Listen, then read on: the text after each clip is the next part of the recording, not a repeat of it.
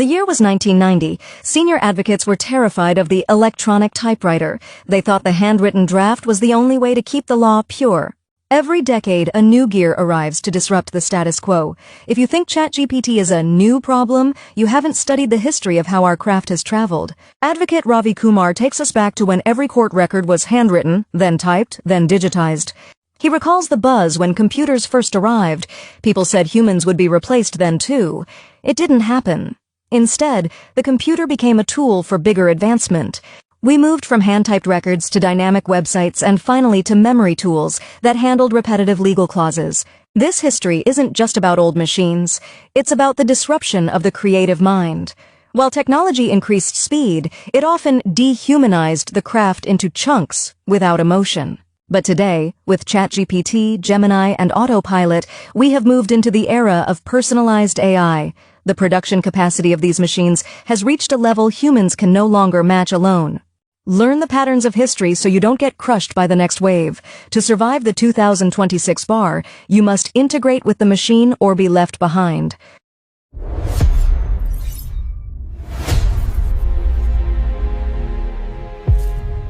Before I come into full-fledged solutions to problems, let's also understand little bit of background of our translation and evolution, because I am part of this. When I started as a student of language, at that phase of time, I recall people had started using already computers. Even at that time, there was buzz. That now computers has come, humans will be replaced by computers, etc. But it never happened. Rather, computer remained a tool for a bigger advancements. People used to type, by handwriting at times, or at times through typewriters and do translations. Then electronic typewriter came, and you could see, while typing, there were many spelling mistakes with a typist could do. But even before that, a translator could translate only through hand. They used to type, instead of typing, they used to write and then get it typed by a typist, and then translation was done and put into records. Many places handwritten thing used to work, including courts. So this was the phase, I will say 1990 and before. But then slowly when people started using computers, they started using internet, the need came, the need for information. People wanted to see lots of things at one platform. So website came into picture. Even website has gone, become from a static website to dynamic websites. We call it Web 2 technologies. It came into picture. Parallelly, there has been development of machine translation tools. Only machine could translate from word to word, or there were certain patterns added into system, and those patterns used to create translation which used to be 50% or maybe 40% good, but then you have to edit it, which was very tiresome, and it was very, putting load on human minds. So all this when started happening, my friends, there came a challenge, and that challenge was addressed by a concept called memory tools. So technologies started promoting rather memory for repetitive work, and from memory there came hybrid tool which used to do memory as well as machine translation, and that's how the efficiency increased. But in that phase of time, again, the disruption into creative mind of a translator was going on, and that disruption was really tiring, because you were not doing translation, rather you were doing translation of chunks of phrases with no emotions. Rather, whatever is there on the screen, you just do equivalence and apply your little brain and then translate. An editor will go through it, do some tweaking, and then functional translation is happening. But when we are talking about literary work, when we are talking about poetic expression, we are talking about writing styles like Shakespeare, or we are talking about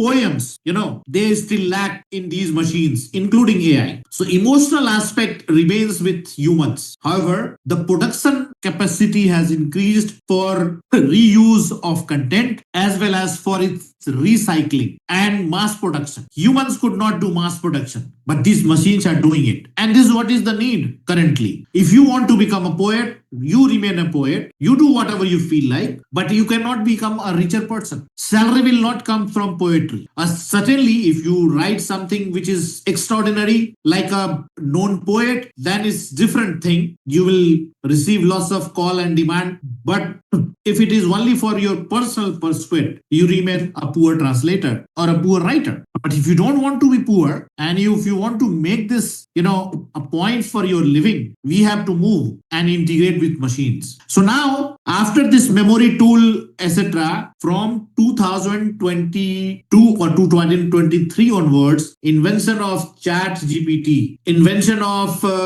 cloud platform, invention of Gemini, invention of autopilot, they are now part of our life, and they have captured our imagination in such a way that in times to come, without that, we will not be able to survive. They are now personalized AI, and they're, for a specific domain, for personalized activities, including storytelling, video preparation, content writing, political writing, legal writing. These things are part of these developments that is taking place. So that was, in now evolutionary stage that I have just given you. I have given you experience from my point of view, which I have felt and came across. Now just see how this craft of translation has traveled from being, a craft to an AI enterprise. I will just give you some, examples. For example, look at, I'm just,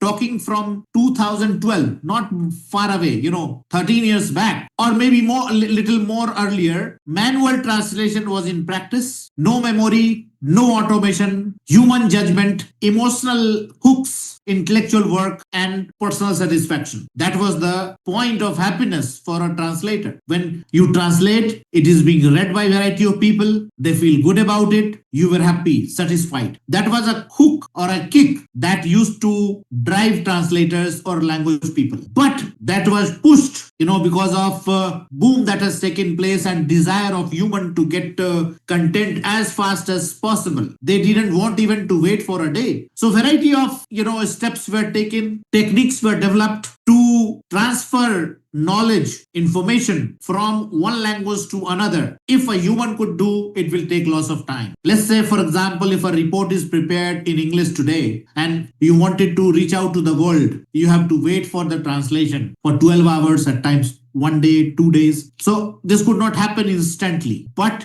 this Web 2 technology that demanded, instant reply forced people, industry people, innovators to come to the forefront and give some solutions. And Google certainly came into picture for machine translation. They developed variety of things, not only Google, but Microsoft, IBM, some, systems in China, some systems in Japan, all developed countries. They started focusing on development of a tool that could do transfer of these information quickly. And that certainly needed editing, review, especially the critical information can't be transmitted globally because that could create lots of blunders and errors, and which you have seen many times. When you are passing by, you find something absurd written. And that is all because of Google Translation. People started laughing at it instead of creating brands. There are some brands, they lost their markets because of small blunders like translation of menu, because there are lots of concepts which is not translated. So from there, the development of eye tracker, development of new inputs, development of speedy, work taken place, and then finally this AI has taken over and it is creating a boom. Earlier, a person could translate, let's say, 10 pages a day. With use of memory tools, efficiency increased to 20 pages or 30 pages. Now you can translate 100 pages or maybe more, depending upon how much developed or mature your memory is, your LLM is, and how quickly you adapt with new prompts and create a series of prompts. All these matter a lot, my friends. So these techniques, if you learn, you evolve. If you cry that somebody is, replacing you, you are, or you will be wiped out. So before I come to you to discuss how AI is impacting us and how we can integrate them in our process and how we can grow as an enterprise. Let's understand the market, translation market and how it is going on. There are some research agencies. It is very, difficult to measure the market size, but there are some agencies like Common Sense Advisory, Slatter, and some other like Coherent. They have created sort of permutation combination and derived these baseline data about the market. In 2012, let's say, it was considered, $33.52 billion of market. And in 2025, this became, after 13 years, it became more than double, 71.7 billion. Next 4 years, it is going to touch 100 billions, 96.21, and maybe more. You never know what new things comes suddenly. So there is a steady growth of 5 to 10% or 12% in the language market. And that would involve translation, interpretation, content writing, content DTP. That is the traditional, story that I'm talking about. But there is an important point that comes into picture, and that is how this consumption or market is being measured. We have to understand that as well. Interestingly, North America comes into number one position. Why? Because of US and Canadian market. Canada certainly has a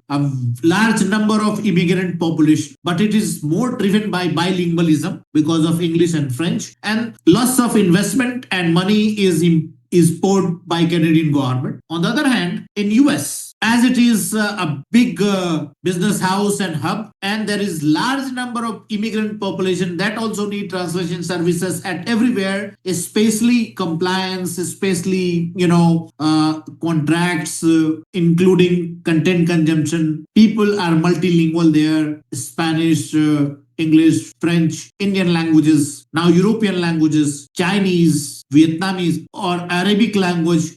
All these are being consumed in North America in a large quantity. Europe comes at 34.2 because of European Union. At least 25 languages are official languages. Translation is done in all these languages. Interpretation is done in all these languages. Interestingly, Asia Pacific region, certainly China is a big market, but China has Chinese language and English is coming into picture. But in India is a multilingual country with 1600, officially recorded languages. And because of multilingualism, people tend to make use of translation services free of cost because they manage from one language to another, because most of the people will find one common language. If nothing comes into picture, English comes into picture. So professionally, the spending of the government or spending of the people is less. And of course, where there is a big business, people tend to speak in that particular language. So now when the growth is happening in the region, the language pattern is also changing, spending pattern is also changing, demand is happening at a larger scale, and therefore you find this growth. Earlier,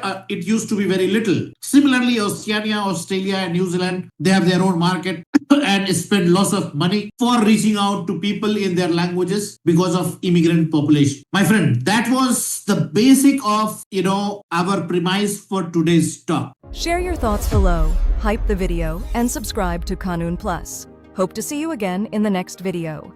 To inform you, I am an AI assistant for Advocate Ravi Kumar and KanoonPlus.